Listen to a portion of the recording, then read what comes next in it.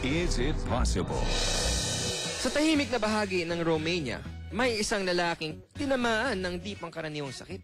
Johan Toder ang tunay niyang pangalan. Pero dahil sa kanyang misteryosong balat na sintigas ng kahoy, singgaspang ng papel de liha, at singtalas ng bubog, nabansagan siyang Tree Man. Dahil 25 years ng ganito ang kalagayan niya, kumalat na ang kwento ni Johan. May nakapagsabi kay Anton Osonich, ang misyonaryong tumutulong kay Johan. Sa loob ng 5 oras ay sinubukan niyang tanggalin ang tila kahoy na tumubo sa kamay at paa ng Tree Man. Una, binabad niya ito sa isang hyperkeratotic softener. Pagkatapos gamit ang mala-pliers na tool, binunot niya ang ilang nakausling piraso. Pagkatapos, ginamitan niya ng grinding tool para madurog at mapulbos ang matitigas na bahagi.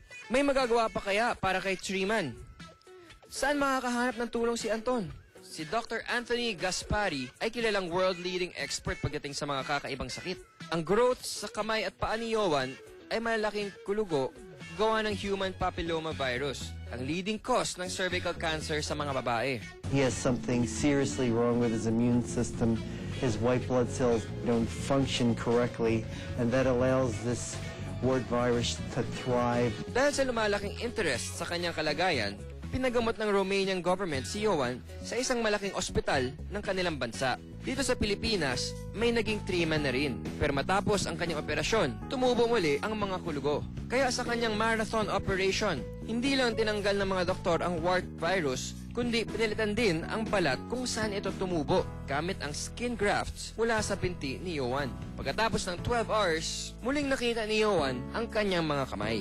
Kahit natuwa ang mga doktor sa kanilang matagumpay na operasyon, may pangangamba pa rin sila. Dahil walang nakakaalam kung gaano magtatagal bago bumalik ng sakit.